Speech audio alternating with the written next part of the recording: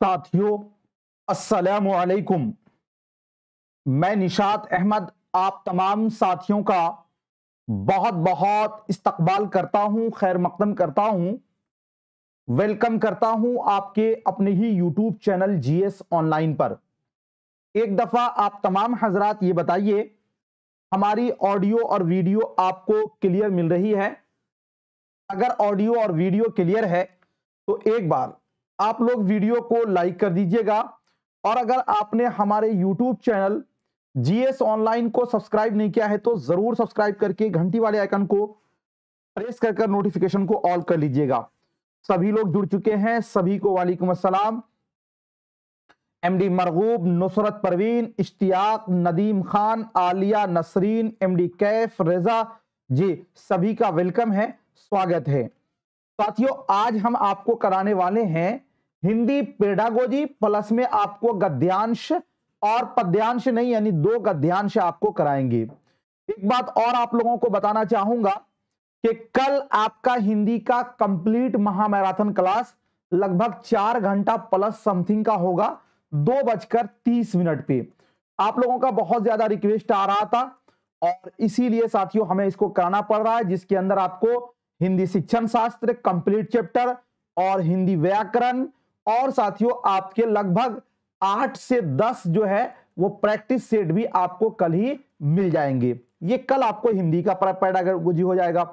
और कल ही रात में साथियों उर्दू का निगेटिव और पॉजिटिव जो वर्ड होता है, जिसके बारे में आप लोग भी रिक्वेस्ट कर रहे थे, तो उसको भी कल आपको करा दिया जाएगा। ठीक है ना जी। चलिए शुरू करते हैं, पहले आज का क्लास देखते हैं और साथियों फिर से हम आपका अभिनंदन करते हैं, स्वागत करते हैं। चलिए देखते हैं क्वेश्चन। साथियों यहां से स्टार्ट होता है कि कहा यह जा रहा है कि नीचे दिए गए गद्यांश को पढ़कर पूछे गए प्रश्न के लिए सबसे उपयुक्त विकल्प का चयन कीजिए।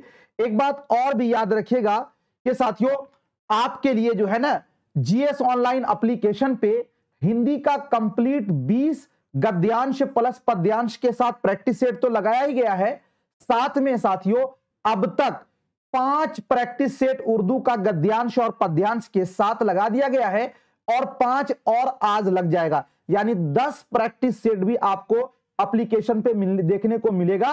उसको भी आप लगाइएगा, उससे आपका प्रैक्टिस होगा।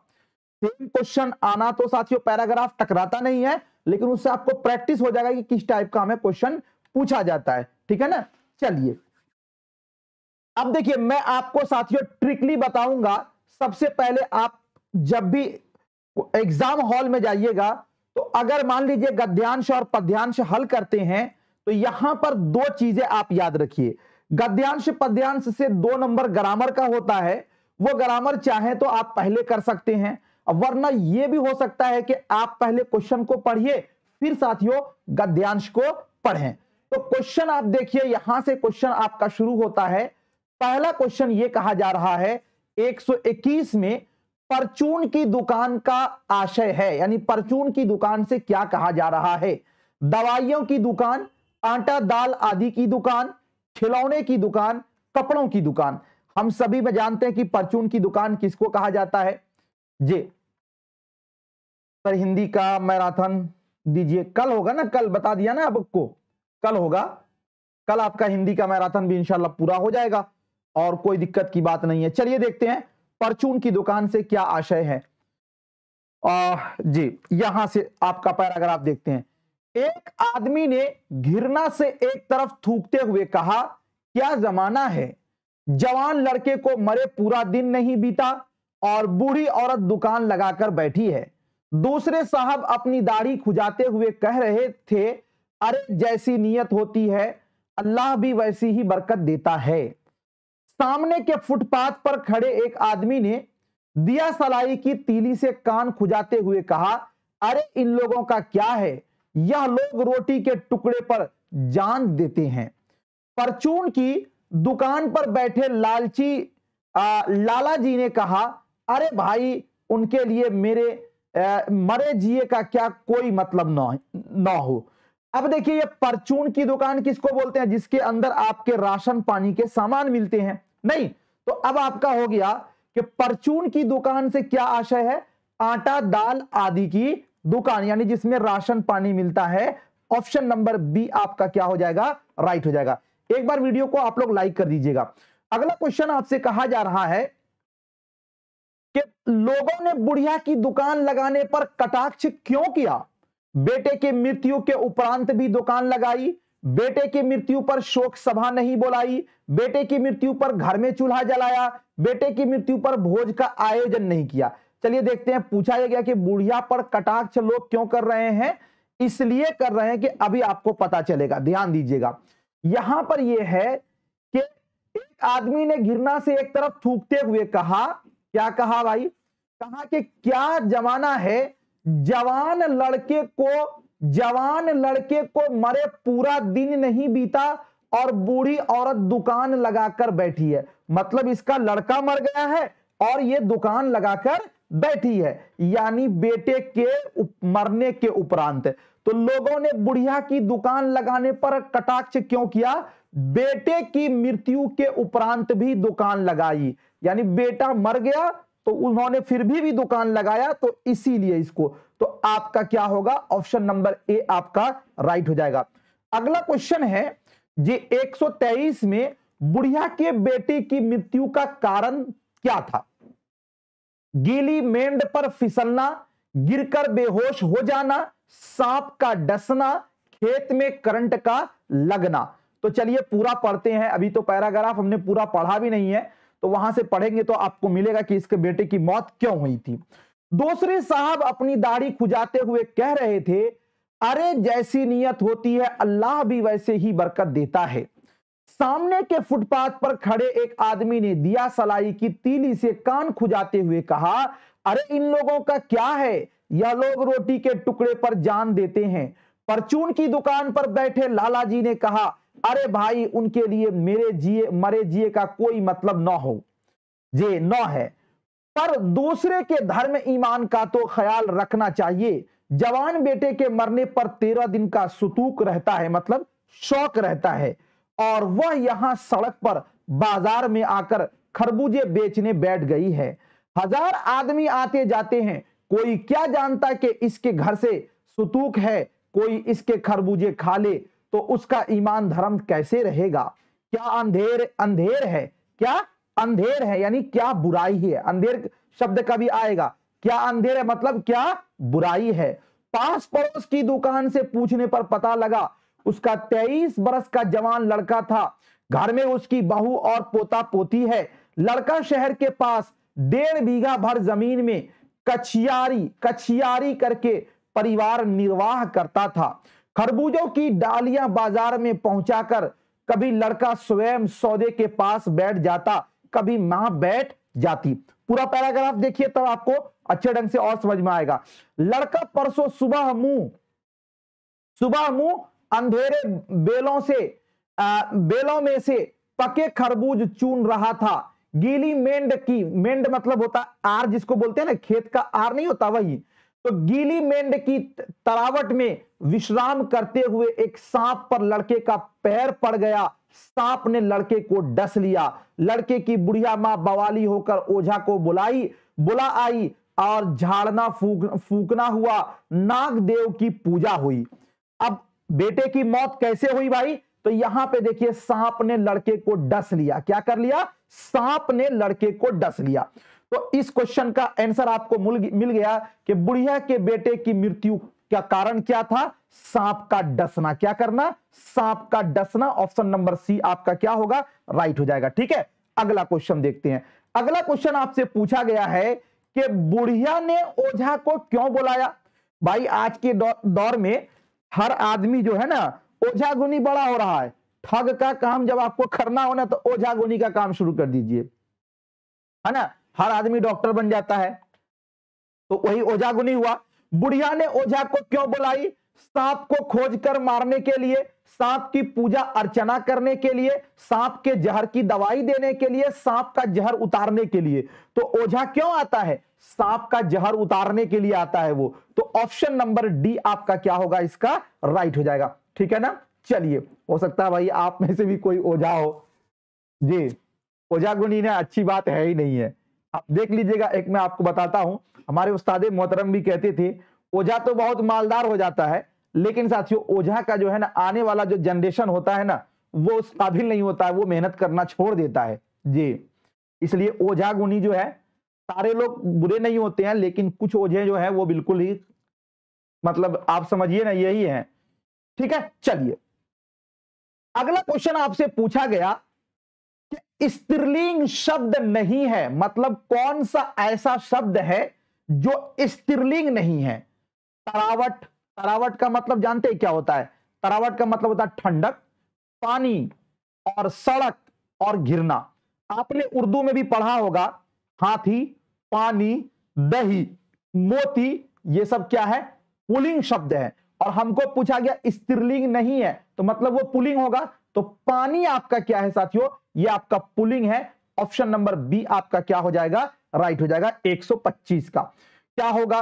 125 का ऑप्शन बी आपका राइट हो जाएगा। चलिए अगला क्वेश्चन देखते हैं। 126 नंबर में कहा जा रहा है शहर में खरबूजे बेचने का काम कौन करता था? केवल बेटा, केवल मां, बेटा और मां दोनों, बेटा और बहू दोनों। देखिए उसमें पढ़ेंगे ना तो बेटा भी दुकान पर आकर बैठता था, इसलिए खरबूजे बेचने का काम बेटा और मां दोनों करता था। ऑप्शन सी आपका राइट हो जाएगा 126 का। 127 है क्या अंधेर है? वाक्य में रेखांकित शब्द से तात्पर्य है सही बात, झूठी बात और गलत बात, कड़वी बात।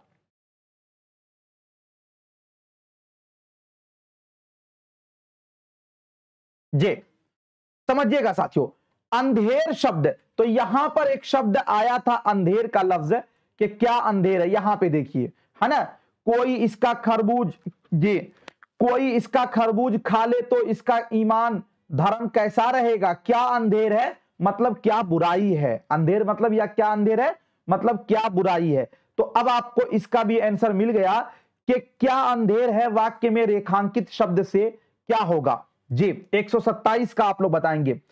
जी क्या अंधेर है मतलब ये हुआ कि गलत बात है, यानी क्या बुराई है। ऑप्शन नंबर आपका सी आपका राइट हो जाएगा। अगला क्वेश्चन है बाजार से जुड़ा शब्द नहीं है। बाजार से कौन सा शब्द जुड़ा नहीं है? दुकान, तो दुकान तो बाजार में ही होता है। और उसके बाद आगे है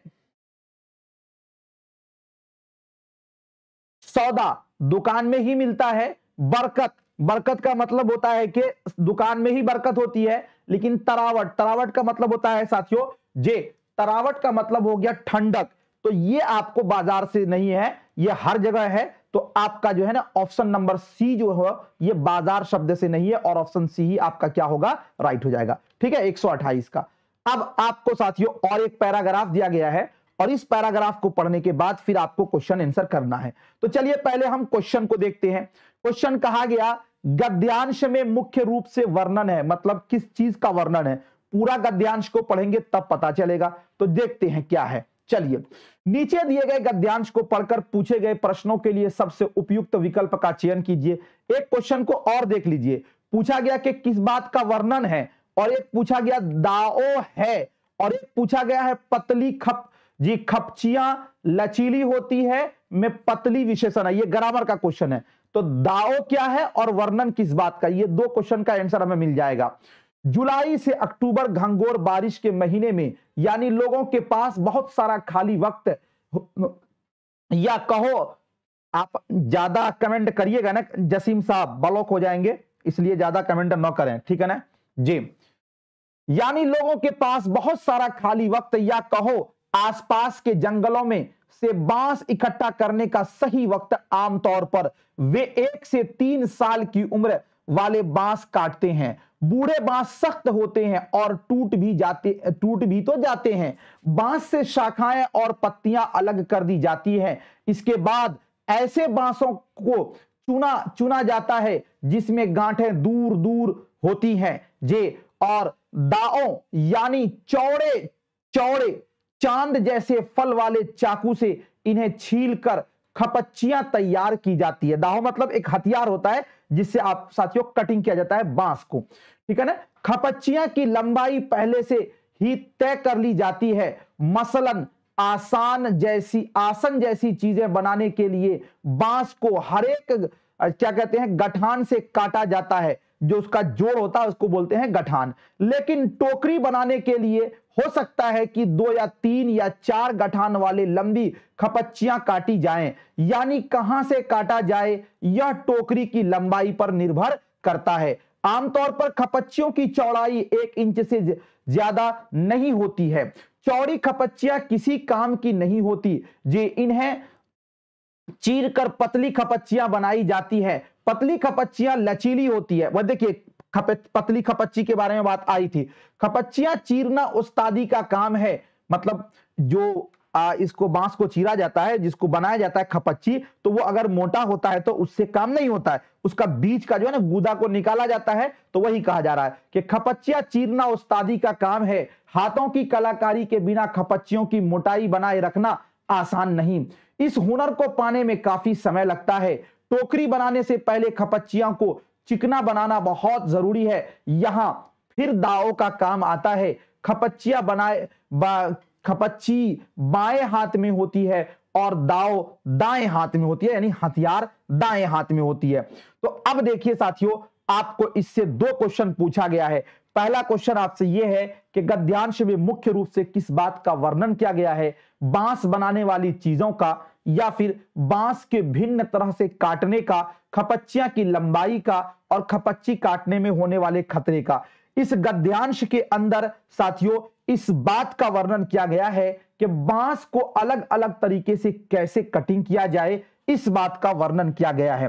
तो 129 नंबर क्वेश्चन का आपका क्या होगा, आपका ऑप्शन नंबर बी जो है वो आपका राइट हो जाएगा। 3 साल का बांस काटा जाता है, उसको ऐसे किया जाता है, तो कटिंग से ही संबंधित है, इसलिए आपका साथियों ऑप्शन बी होगा। देखिए एक ही चीज है, बांस बनाने की नहीं, खपच्ची के बारे में बताया गया कि बांस को कटिंग कैसे किया जाएगा। अगला क्वेश्चन साथियों आपसे कहा जा रहा है दाओ है। दाओ क्या है भाई, एक प्रकार का बांस, एक प्रकार का चाकू, तो ये एक प्रकार का हथियार है जिससे बांस को काटा जाता है। ऑप्शन नंबर जो है बी आपका राइट हो जाएगा। अगला क्वेश्चन है पतली खपच्चियां लचीली होती है में पतली विशेषण है। विशेषण का मतलब जानते हैं आप लोग साथियों, विशेषण का मतलब होता है सिफत, और सिफत भी जो है ना कई प्रकार की होती है। देखिए पतली या फिर हम बोले मोटी, क्या बोले मोटी, या फिर हम बोले चौड़ी, क्या बोले चौड़ी, या बोले साथियों अच्छी, क्या बोले अच्छी, या बोले हम क्या बुरी, या बोले साथियों गहरा। तो ये सब क्या है, आपका गुण को बताया जा रहा है। क्या बताया जा रहा है, गुण बताया जा रहा। इसलिए पतली खपच्चियां लचीली होती है में जो पतली है वो आपका गुण बोधक विशेषण है। मतलब सिफते जाती जिसको बोलते हैं ना, जिसको हम लोग उर्दू के अंदर, वही है गुण बोधक विशेषण है। ऑप्शन नंबर बी आपका राइट हो जाएगा। अब रही बात संख्या बोधक, तो जैसे हम लोग बोलते हैं साथियों 5 आदमी 10 आम पंजे, तो ये सब क्या है आपका संख्या बोधक हो गया, जिसको हम लोग बोलते हैं ना साथियों ये क्या सिफते तादादी जी, ठीक है ना इस जी। और उसके बाद परिमाण बोधक बोलते हैं जिससे माप तौल का बोध हो, जैसे 5 किलो गंदुम 10 मन गेहूं, तो ये हो गया आपका परिमाण बोधक विशेषण। और सार्वनामिक विशेषण हो गया जिसके अंदर सर्वनाम यानी कि साथियों प्रोनाउन को लगाया गया हो, जैसे वह लड़की, तो यहां पर वह क्या हो जाएगा आपका सार्वनामिक विशेषण कहलाएगा। बात समझ में आ गई। तो पतली खपच्चियां लचीली होती है में पतली क्या है आपका गुणबोधक यानी कि सिफते जाती आपका होगा। ऑप्शन नंबर बी आपका क्या हो जाएगा, राइट हो जाएगा, ठीक है ना।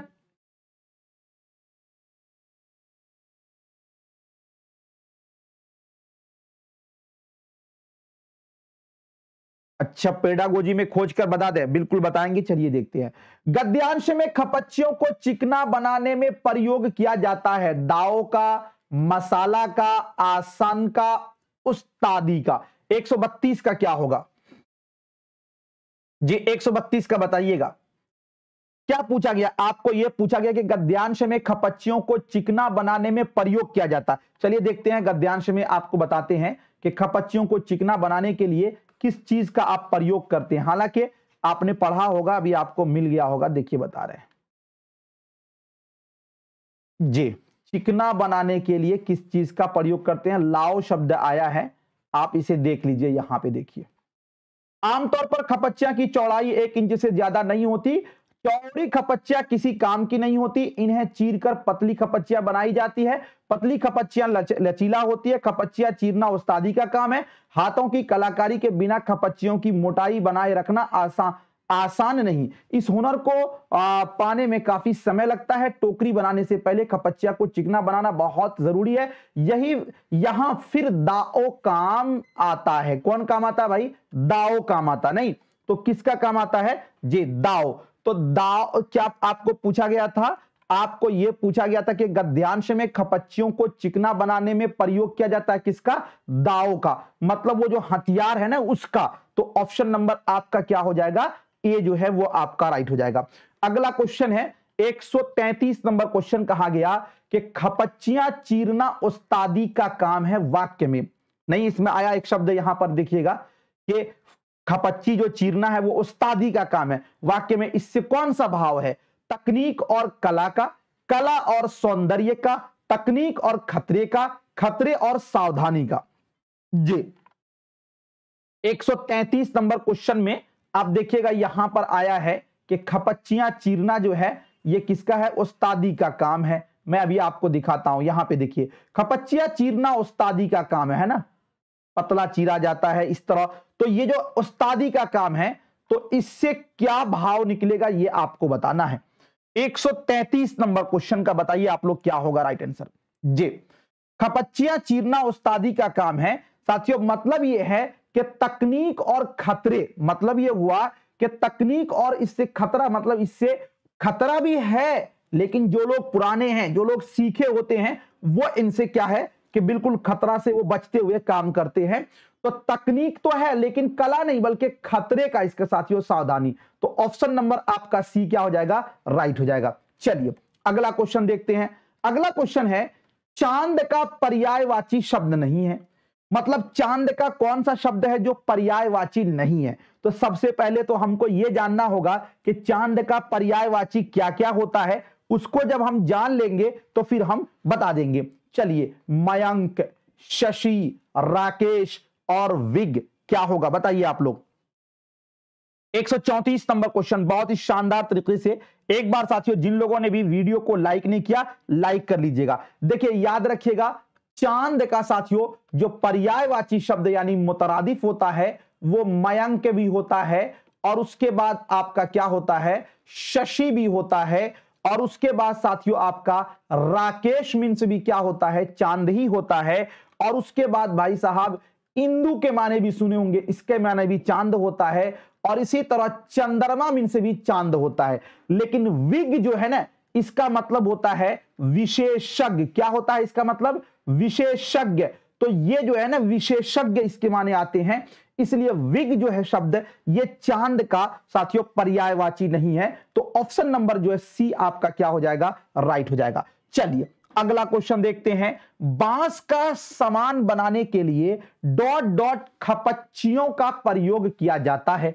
इसमें आया है कि बांस का सामान बनाने के लिए कौन से खपच्ची? मोटी खपच्ची, पतली खपच्ची, चौड़ी, पुरानी। तो इसमें आया है कि बांस का सामान बनाने के लिए पतली खपच्चियों का प्रयोग किया जाता है। तो ऑप्शन नंबर बी आपका क्या हो जाएगा? राइट हो जाएगा। ये टोटल जो अब तक मैंने पढ़ाया ना वो पैराग्राफ से था। अब आपको पेडागोजी की तरफ ले चलते हैं। चलिए पेडागोजी देखते हैं और इसमें किनका सही होता है वो आगे चलते हैं बताते हैं।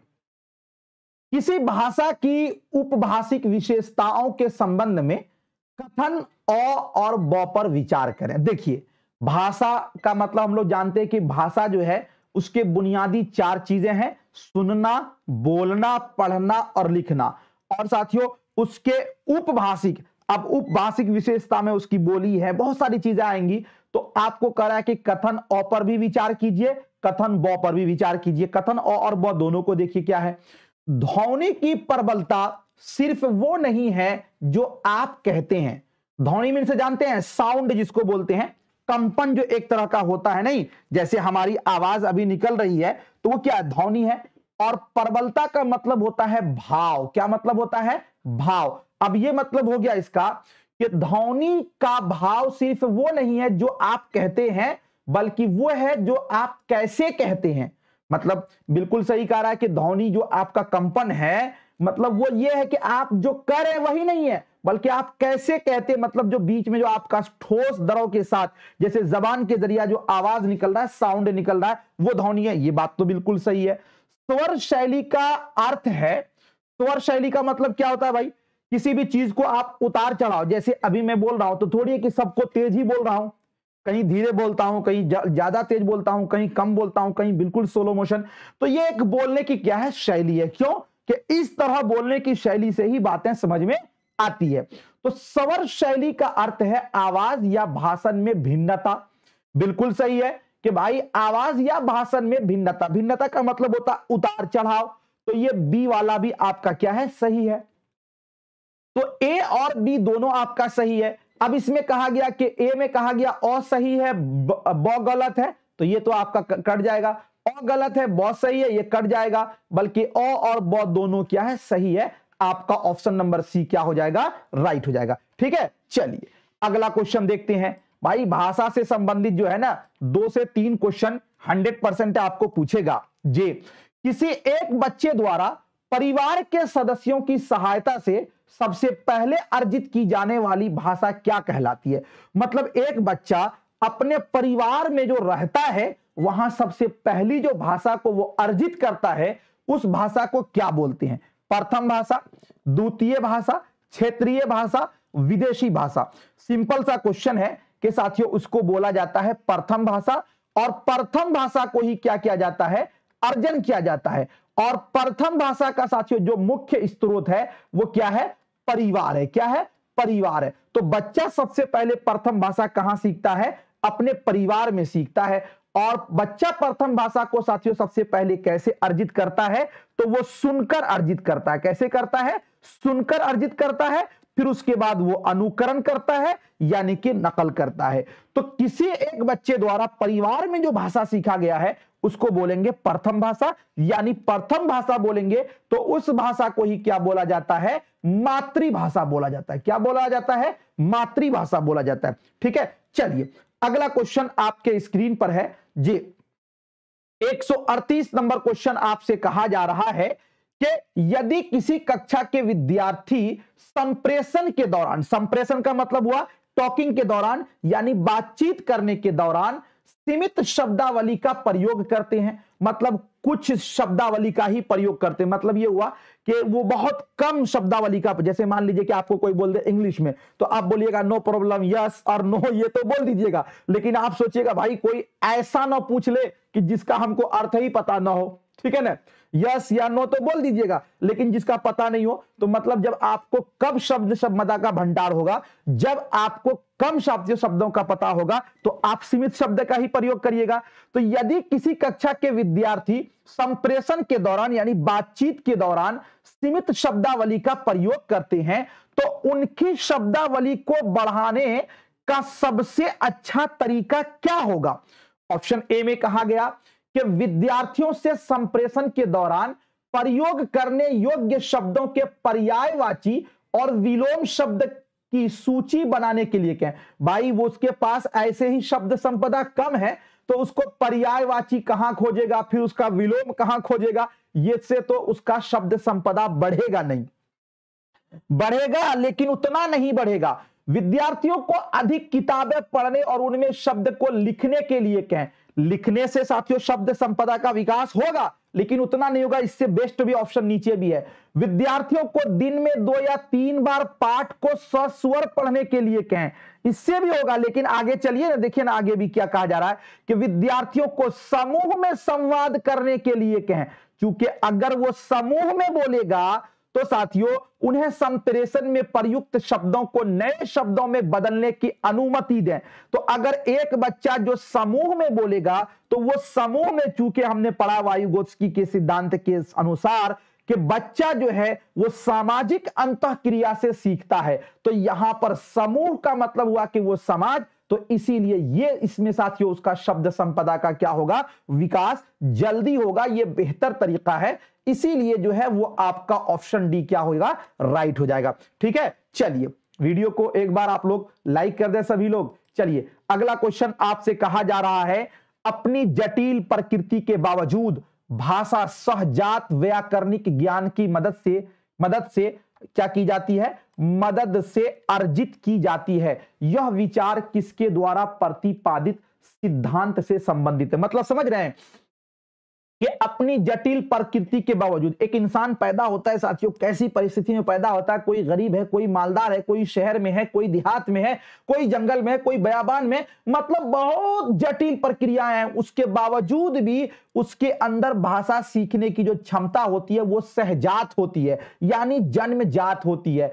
और साथियों जो एक लैड होता है उसके अंदर, उस लैड के अनुसार वो भाषा को अर्जित कर लेता है। भाई साहब जहां ही ये सहजात आया, जन्मजात आ गया या लैड आ गया, तो आपको तो बिल्कुल 100% आंसर बता दीजिएगा आप कि ये किससे है, तो ये नॉम चॉम्स्की से संबंधित है, तो आपका हो जाएगा ऑप्शन नंबर बी। बाकी रहा स्टीफन क्रेशन, तो इन्होंने तो द्वितीय भाषा को अधिकरण करने का 5 साथियों क्या दिया था, सिद्धांत दिया था, जिसको मैंने आपको बताया भी है। लेव वाइगोत्स्की तो इनका तो मानना है कि बच्चा सामाजिक अंतःक्रिया से भाषा सीखता है। जीन पियाजे साहब ने संज्ञानात्मक विकास का सिद्धांत दिया था। नहीं तो साथियों आपका क्या होगा, इसका 39 का आपका ऑप्शन नंबर बी आपका राइट हो जाएगा। ठीक है, चलिए अगला क्वेश्चन देखते हैं। अगला क्वेश्चन आपके स्क्रीन पर है, कहा यह जा रहा है जब बच्चे या तो खुद से बात करते हैं, मतलब अपने आप से भी कभी बच्चा बात करता है ना, या किसी ऐसे व्यक्ति की खुशी के लिए जो उस समय चल रही गतिविधि में शामिल है,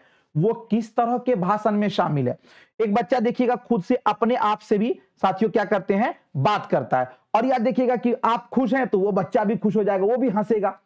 तो ये जो गतिविधि में जो बच्चा भाषण में शामिल होता है, इसको क्या कहेंगे, सामाजिक भाषण में शामिल, निजी भाषण में शामिल, आत्म केंद्रित भाषण में शामिल, व्यक्तिगत भाषण में शामिल। ये साथियों खुद से बात करना गोया के ये उसका अपना निजी भाव है, तो ये निजी भाषण में क्या होगा, शामिल होगा। ऑप्शन नंबर जो है वो आपका क्या होगा, राइट हो जाएगा साथियों, बी जो है वो आपका राइट हो जाएगा। ठीक है, चलिए अगला क्वेश्चन देखते हैं। अगला क्वेश्चन आपको यह कहा जा रहा, बहुत ही अच्छा क्वेश्चन है कि कथन अ और ब पर विचार करें। मतलब अ और ब पर क्या विचार करें कि देखना है कि इसमें कौन सा कथन सही है और कौन सा कथन गलत है। कहा यह गया कि भाषा चिंतन प्रक्रिया से जुड़ी है। आप कुछ भी बोलते हैं तो साथियों पहले क्या होता है, आप उसको दिमाग में सोचते हैं कि अरे अच्छा आज हमको पढ़ने जाना है, फला चीज बोलना है, तो पहले दिमाग में आपके चलता है, पहले दिमाग में वो आता है, उसके बाद फिर आप मुंह से निकालते हैं। तो जो मुंह से निकालते हैं तो पहले तो दिमाग में, तो ये बात तो बिल्कुल सही है कि भाषा चिंतन प्रक्रिया से जुड़ी है, यानी सोच से जुड़ी है। ये बात सही है। भाषा संभाषण की संरचना और संभाषण कार्यों का अभ्यास करने में मदद करती है। अब एक बात यह याद रखिए कि संभाषण का अर्थ क्या होता है, पहले इसको आप समझ लीजिए। संभाषण का अर्थ होता है साथियों बातचीत। क्या इसका अर्थ होता है, बातचीत। क्या इसका अर्थ होता है, बातचीत, या इसका अर्थ होता है वार्तालाप। क्या होता है, वार्तालाप। अब देखिए आपको क्वेश्चन कितना आसान लगेगा कि भाषा संभाषण की संरचना मतलब वार्तालाप की संरचना और साथियों वार्तालाप कार्यों का अभ्यास करने में मदद करती है। मान लीजिए कि आपको भूख लगी है, आप घूम रहे हैं मार्केट में, तो घूमते घूमते तो कोई आपके मुंह में लाके तो खाना नहीं खिला देगा। आप होटल में जाइएगा, पूछिएगा इसका रेट क्या है, भाई साहब हमें भूख लगी है खाना खिलाइए, नहीं। तो आप साथियों क्या करता है, आपके कार्यों का अभ्यास करने में भाषा मदद करता है। तो अ भी सही है और ब भी सही है, और अ और ब दोनों सही है, ये आपका ऑप्शन सी में है, इसीलिए आपका ऑप्शन सी क्या हो जाएगा, राइट हो जाएगा। ठीक है, चलिए अगला क्वेश्चन देखते हैं। अगला क्वेश्चन आपसे कहा जा रहा है 142 नंबर में, जे कहा यह जा रहा है कि वायुगोत्स्की के अनुसार बच्चों में भाषा का विकास कब होता है। ले वायुगोत्स्की ने क्या कहा था, आपको पता है, जीन पियाजे, वायुगोत्स्की, नोम चॉम्स्की, स्टीफन क्रेशन, और साथियों इन सब का जेम्स अहेर, इन सब के बारे में याद रखिएगा, इनसे पूछा जाता है। वायुगोत्स्की के अनुसार बच्चों में भाषा का विकास कब होता है? जब वे दूसरों के साथ बातचीत करते हैं, जब वे भौतिक वस्तुओं के साथ बातचीत करते हैं, जब वे स्वयं से बातचीत करते हैं, जब वे चुपचाप। ले वायुगोत्स्की का नियम है कि एक बच्चा भाषा सीखता है कहां से? सामाजिक अंतःक्रिया से, मतलब वो सामाजिक तामुल से भाषा सीखता है। तो इसीलिए जब वे दूसरों के साथ क्या करते हैं? बातचीत करते हैं। इसीलिए साथियों देखिएगा, हर वो क्वेश्चन आपका सही होगा जिसके अंदर कहा गया कि बच्चे को ग्रुप में सिखाना चाहिए। बच्चे को क्या बनाया जाए? ग्रुप में सिखाया जाए। बच्चों से ज्यादा बात कराया जाए। बच्चों को सहपाठियों के द्वारा सिखाया जाए। बच्चे को साथियों रोल प्ले के द्वारा सिखाया जाए। बच्चे को बाल साहित्य के द्वारा सिखाया जाए। ये सब आंसर क्या होता है? सही होता है। इसलिए कि वायुगोत्स्की का नियम भी यहीं पर लागू होता है। तो आपका क्या होगा? 142 का ऑप्शन सी राइट हो जाएगा। चलिए अगला क्वेश्चन देखते हैं। अगला क्वेश्चन आपके स्क्रीन पर है कि निम्न में से कौन सा कथन नोम चॉम्स्की के द्वारा प्रस्तावित भाषा अर्जन के सिद्धांत पर लागू नहीं होता? नोम चॉम्स्की ने क्या कहा था? सार्वभौमिक व्याकरण भाषा सीखने का साथियों एक क्या है? उपकरण है दिमाग में। लैड के बारे में बात की थी। भाषा सीखने की क्षमता जन्मजात है, नोम चॉम्स्की साहब ने कहा था। तो कौन सा ऐसा कथन है जो इनसे संबंधित नहीं है?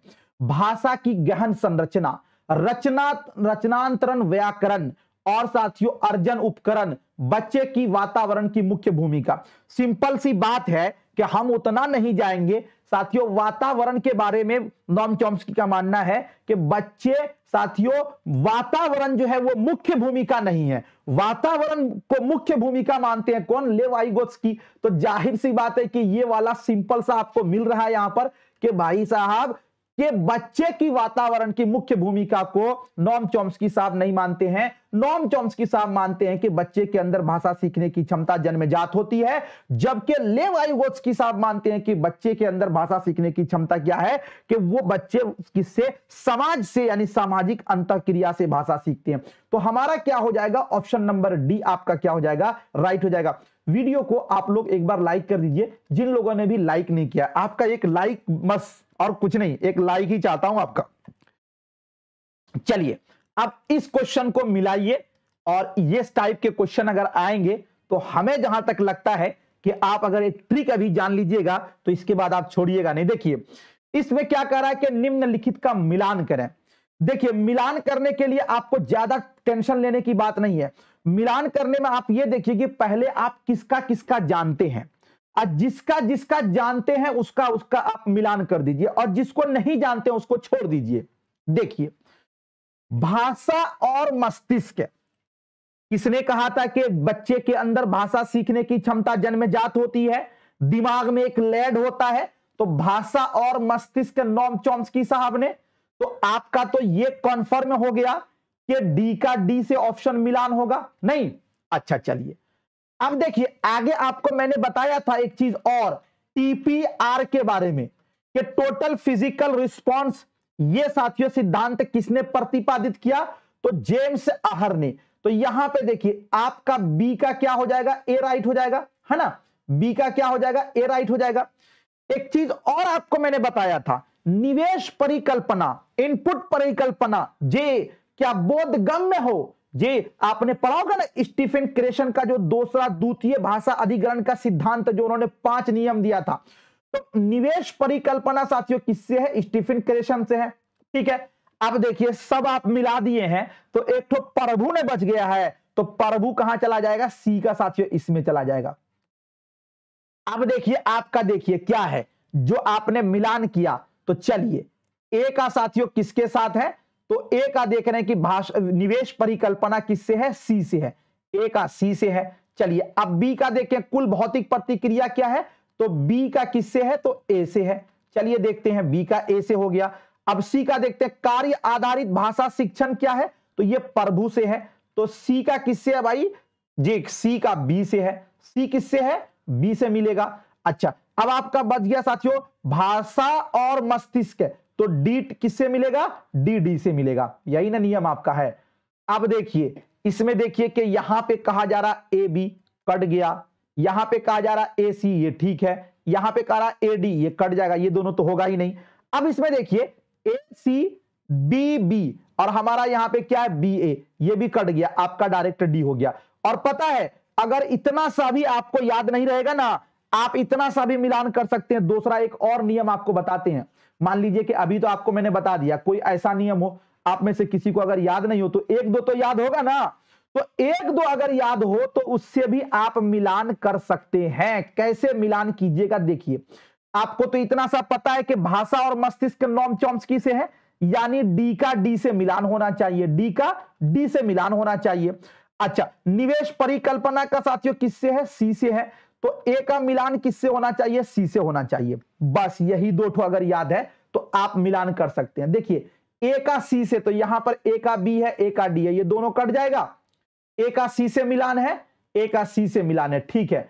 अब देखेंगे कि डी का डी से मिलान है, तो इसमें भी देख रहे हैं कि डी का डी से मिलान है, इसका डी का डी से मिलान है। तो थोड़ा सा और हमें दिमाग लड़ाना होगा कि कुल भौतिक प्रतिक्रिया यानी जेम्स अहर बी का ए से भी मिलान अगर मिल जाए हमें तो फिर और मजा आ जाएगा। तो यहां पे देख रहे हैं बी का बी से है, ये कट जाएगा, बी का ए से है, तो आपका ऑप्शन डी क्या हो जाएगा, राइट हो जाएगा।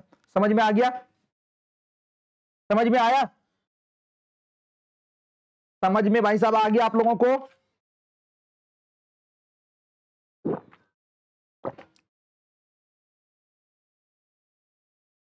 गुलबदन आप हमको मैसेज कीजिए ना, कौन भाई साहब को आप मैसेज कर रहे हैं।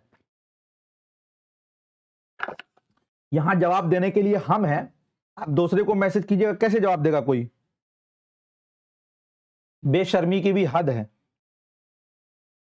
आज भी लाइव आने से पहले जो है ना 5-6 को साथियों ऑफिस के द्वारा ब्लॉक किया गया है, उसके बाद भी 3-4 जो है ना परेशान आत्मा घूम रहा है अभी। ये सब पता नहीं किस लिए आते हैं भाई, माँ बाप को क्या मुंह दिखाएंगे। ये तो हमें नहीं लगता कि रिजल्ट के बाद रोएंगे हाँ हमारा रिजल्ट नहीं आया। जी आप इसी लायक है ही हैं कि आप घूमेंगे बाजार में, जो है ना कुछ लोग मार्केट में ऐसी भीड़ लगाने के लिए नहीं जाते हैं, मार्केट का शोभा बढ़ाने के लिए। जी उसमें शामिल होने से क्या फायदा है। चलिए चलिए अगला क्वेश्चन देखते हैं। चलिए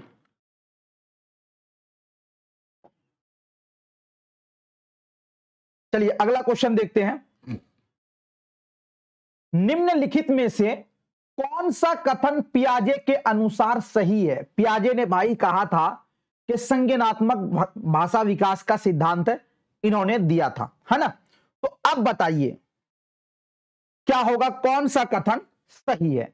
भाषा विचार से पहले, मतलब भाषा जो है, जो हम भाषा किसको बोलते हैं, भाषा बोलते हैं साथियों जो हम संप्रेषण करने के लिए जो दरमियान में जिस चीज का प्रयोग करते हैं उसको बोलते हैं भाषा। नहीं, जैसे अभी हम बात कर रहे हैं तो बीच में हम जो बोली ले रहे हैं इसको बोलते हैं भाषा।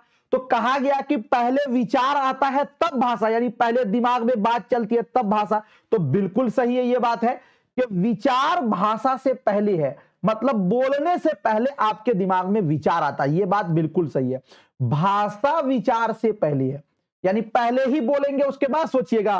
अरे भाई ऐसा कोई बोलेगा तो वो तो समाज में भी पिटाएगा, तो ये आपका हो जाएगा गलत। भाषा और विचार दो स्वतंत्र अवधारणा, यानी दोनों अलग अलग है, दोनों में कहीं पर कोई जुड़ाव नहीं है, ऐसा नहीं है, बल्कि दोनों में साथियों एक ये होता है संबंध है। भाषा और भाषण 3 वर्ष की अवस्था के आसपास एक साथ सम्मिलित होती है, मतलब ये पहले जुड़ा अलग अलग रहते हैं बाद में, तो ये भी गलत हो जाएगा आपका कि विचार और भाषा, विचार भाषा से पहले आता है, यानी बोलने से आपके पहले आता। ऑप्शन ए आपका क्या हो जाएगा, राइट हो जाएगा। ठीक है, चलिए अगला क्वेश्चन देखते हैं। अगला क्वेश्चन है, एक शिक्षक एक लेख पढ़ने के दौरान, एक शिक्षक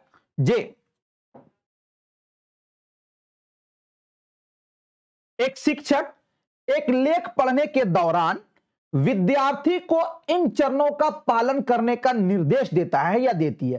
प्रत्येक अनुच्छेद या खंड के लिए एक शीर्षक वाक्य खोजें या लिखें, मतलब जो भी आप खंड पढ़िए या खोज कीजिए, एक वाक्य उसका लिखिए और उसका एक शीर्षक यानी एक उसका क्या लिखें, आप हेडिंग भी लिखें। कई विशिष्ट बिंदुओं को समाहित करने वाली मुख्य विचारों की पहचान करें, मतलब मुख्य विचार को आप चुनिए कि जिसके अंदर पूरे टॉपिक क्या हो जाए, कवर हो जाए। अब देखते हैं ना साथियों कि जितनी लंबी चौड़ी ये होती है उसके अंदर एक कोई विचार होता है जिसको आप चुन लेते हैं।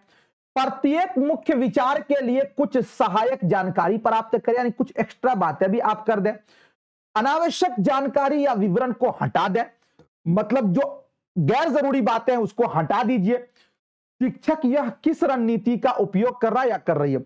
देखिए आप किताब में पढ़ेंगे तो बहुत सारी बातें होती है जो कि आपके एग्जाम के दृष्टिकोण से साथियों अहम नहीं है, तो आप उसको हटाते हैं, उसको शॉर्टकट में लिखते हैं, वही ना कह रहा है ये भी। तो ये होगा आपका सारांशित करना, यानी समरी लिखना, यानी खुलासा लिखना। अनुमान लगाना तो उस सूरत में होता कि वो आधा पढ़ता आधा छोड़ देता। ये हो गया सारांशित करना, यानी कि शॉर्ट फॉर्मेट में लिखना। तो ऑप्शन नंबर आपका क्या हो जाएगा, बी जो है वो आपका राइट हो जाएगा। ठीक है, चलिए 147 नंबर क्वेश्चन में आपको कहा जा रहा है कि एक शिक्षक भाषा का अभ्यास कराने के लिए लक्ष्य भाषा में गहन मौखिक बातचीत का क्या करता है, गहन मौखिक बातचीत का प्रयोग कर रहा है या रही है। इस विधि को किस रूप में जाना जाता है। बात समझिएगा, लक्ष्य भाषा कौन सा भाषा होगा भाई, एक शिक्षक भाषा का अभ्यास कराने के लिए लक्ष्य भाषा, लक्ष्य भाषा कहते हैं मानक भाषा को, और मानक भाषा ही किसको बोला जाता है साथियों, कि द्वितीय भाषा जो होता है ना, द्वितीय भाषा को ही क्या बोलते हैं, मानक भाषा बोलते हैं।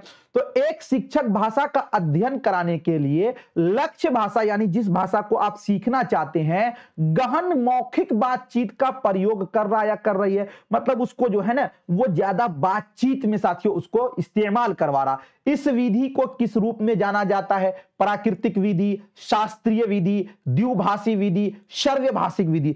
एक बात याद रखिए कि साथियों यहां कहीं ना कहीं आप देख रहे हैं ना कि क्या होता है कि ये आपका डायरेक्ट मेथड है, मतलब ये हुआ कि आपका साथियों ये प्रत्यक्ष विधि आपका कहलाता है, यानी जिसके अंदर हम मातृभाषा को निकाल देते हैं।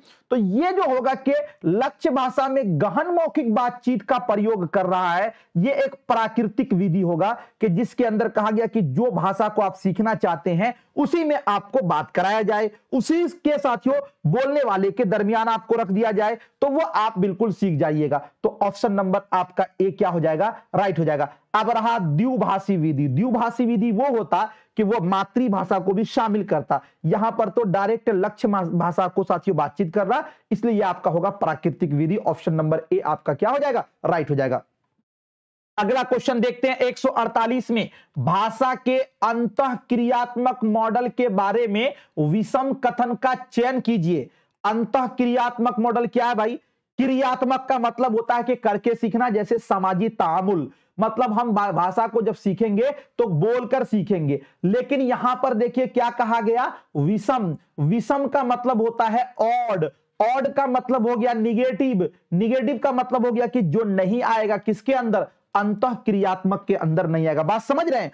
तो भाषा के अंतःक्रियात्मक मॉडल के बारे में विषम कथन का चयन कीजिए, यानी जो गलत है उसको चयन करना। डायरेक्ट न पूछकर साथियों आपको थोड़ा घुमा के पूछा गया। चलिए, कहा गया कि पारस्परिक संबंधों के प्रति समाज बनाने के रूप में भाषा। 148 का देखिए आपको क्या कहा गया, पारस्परिक संबंधों के प्रति समाज बनाने के रूप में भाषा। तो पारस्परिक रूप में तो हम लोग भाषा सीखते हैं, यह बिल्कुल आपका सही लग रहा है। व्यक्तियों के बीच परस्पर सामाजिक लेन देन करने के साधन के रूप में भाषा, यहां पर भी साथियों अंतःक्रिया आएगा कि हम जब परस्पर बातचीत करेंगे तो आदान प्रदान होगा, यह भी बिल्कुल सही है आपका, ये वाला भी सही है, ये वाला भी सही है। प्रामाणिक संदेश देने और प्राप्त करने के साधन के रूप में भाषा, किसी को कोई बात बताना है कि कल छुट्टी है, आपका एग्जाम 9 तारीख को है, तो ये एक प्रामाणिक संदेश हुआ, या हमको साथियों दूसरे से प्रदान क्या करना है, दूसरे के जानकारी को लेना है, तो ये जो आप आदान प्रदान करते हैं तो यही ना अंतःक्रियात्मक मॉडल हुआ, तो ये भी बिल्कुल सही है। व्याकरण और शब्दावली के परस्पर संबंध को स्थापित करने के साधन के रूप में भाषा। साथियों व्याकरण को और शब्दावली को हम इसके बीच में हम संबंध जोड़ना, ये अंतःक्रिया नहीं है। अंतःक्रिया वो होता है कि जिसके द्वारा हम करके सीखते हैं, तो ये निगेटिव है, इसीलिए आपका जो है ऑप्शन नंबर डी क्या हो जाएगा, राइट हो जाएगा। ठीक है, चलिए 149 नंबर क्वेश्चन देखते हैं। भाई साहब उस्ताद की हर बात अच्छी लगनी चाहिए, उस्ताद की बात को दिल पर लीजिए, लेकिन जी, ऊपर के मंशन न लीजिए। चलिए, रोहिणी कक्षा 5 के विद्यार्थियों के सामने एक विशेष सामग्री प्रस्तुत करना चाहती है। यानी रोहिणी एक टीचर का नाम है और वो क्या कर रही कि कक्षा 5 के विद्यार्थी है, उसके सामने एक विषय सामग्री प्रस्तुत करना वो चाहती है। उसे निम्नलिखित में से किस बिंदु पर विचार करना चाहिए? चलिए देखते हैं।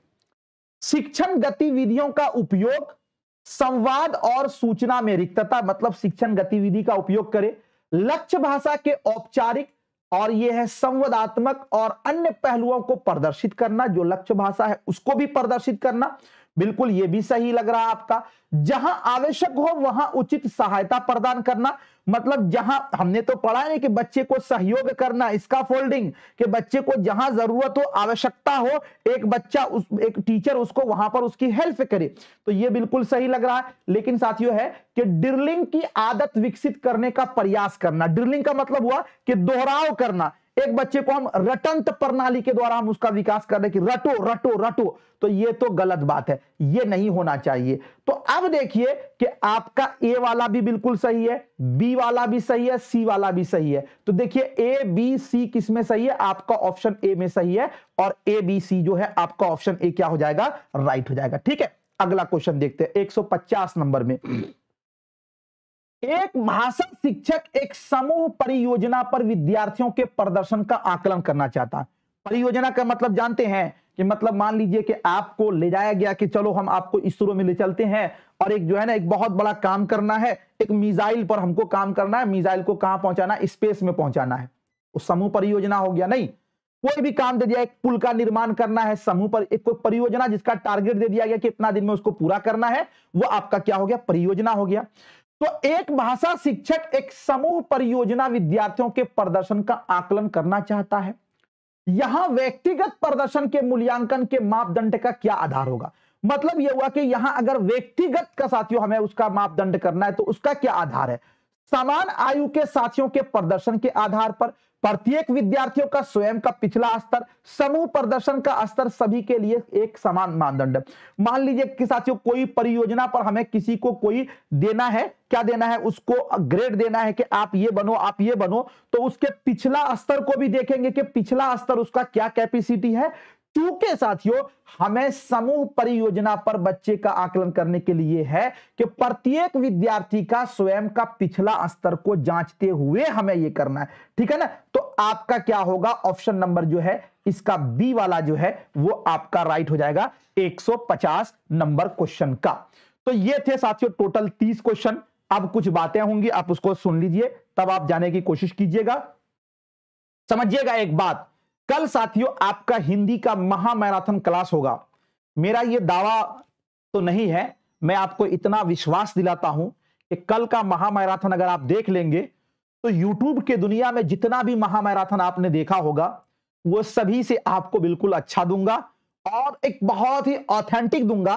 और हमें अपना मानना यह है कि उससे आपका CDP का भी बहुत सारा जो टॉपिक है वो कवर हो जाएगा जी। तो कल का जो महामैराथन क्लास है कोई नहीं छोड़िएगा, कल टाइम निकाल कर आइए, 2:30 पे से चालू होगा और हमें लगता है 5 घंटा लगेगा इस महामैराथन को कराने में।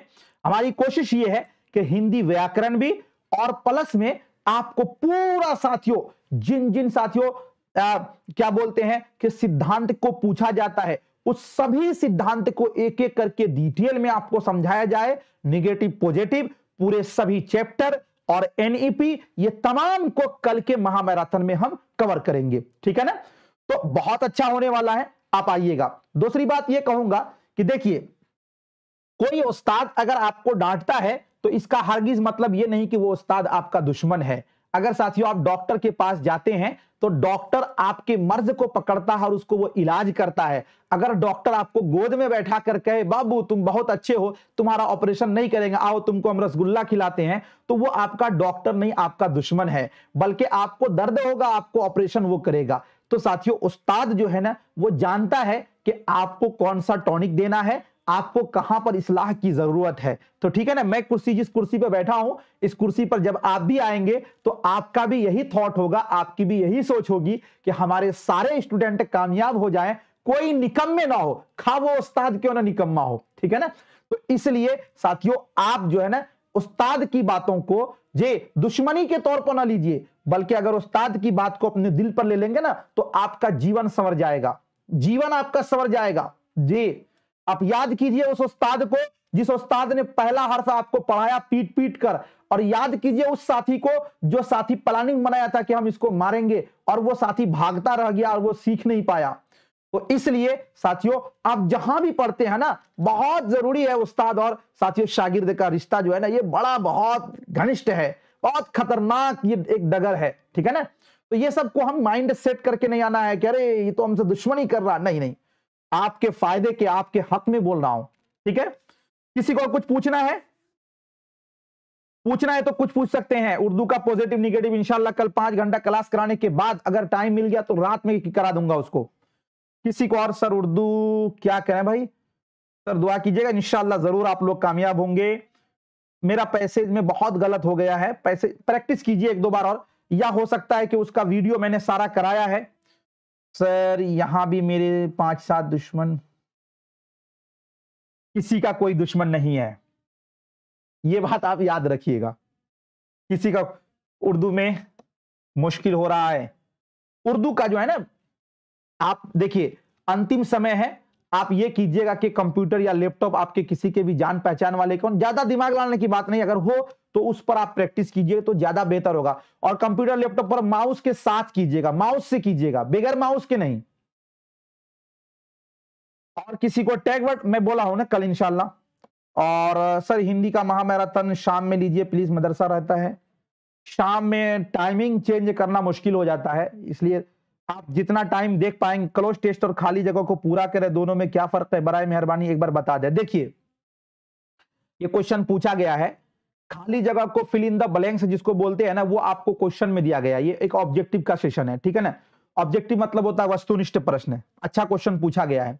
देखिए और क्लोज टेस्ट बोलते हैं कि एक पैराग्राफ दिया जाए और उस पैराग्राफ के नीचे में उस पैराग्राफ से संबंधित कुछ जगह को खाली छोड़ दिया जाए और उसको पैराग्राफ से साथियों उसमें आपको भरना हो, इस टेस्ट को बोला जाता है क्लोज टेस्ट, ठीक है ना। और आपको फंसाने के लिए जो है ना खाली वाला शब्द आ जाएगा। पिछले बार इससे हिंदी में भी 2 क्वेश्चन पूछा गया था, उर्दू में भी पूरे सेट में 2 पूछा गया था, ठीक है। और सर मैं पहले भी आपसे एक दरखास्त कर चुका हूं, क्या दरखास्त की है भाई? सर मेरा नाम ले लीजिए सद्दाम किशनगंज से। चलिए बहुत अच्छा, पढ़िए मेहनत कीजिए सद्दाम किशनगंज। सर हम आपके हर क्लास को देखते हैं। अहसन राही थैंक यू सर, जिसमें वर्फ से भी क्वेश्चन आ रहे हैं सर प्लीज इसको भी पढ़ा दीजिए। क्या बोल रहे हैं? जेम्स वर्फ, अच्छा अच्छा पढ़ा देंगे, कल इसको करा देंगे। क्षेत्रीय भाषा को कब सीखेगा बच्चा? प्रथम भाषा दोनों रहेगा तो किसको सही मानेंगे? नहीं ऐसा थोड़ी है, ऐसा नहीं रहता है।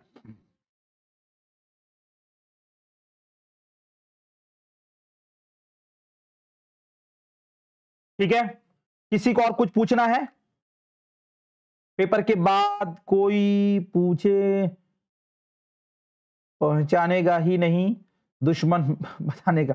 जी बिल्कुल सही है, ये बात सही है आपको। लेकिन एक बात है कि प्लेटफॉर्म में आपको जब भी आप आते हैं, पिछले भी स्टूडेंट आते हैं साथियों, आपके उस्ताद आपको पहचानते जरूर हैं, ठीक है ना। चलिए थैंक यू, बहुत बहुत शुक्रिया। मिलता हूं फिर आपसे नेक्स्ट टाइम नेक्स्ट वीडियो के साथ। जब तक के लिए खुदा हाफिज, शुक्रिया, ऑल द बेस्ट।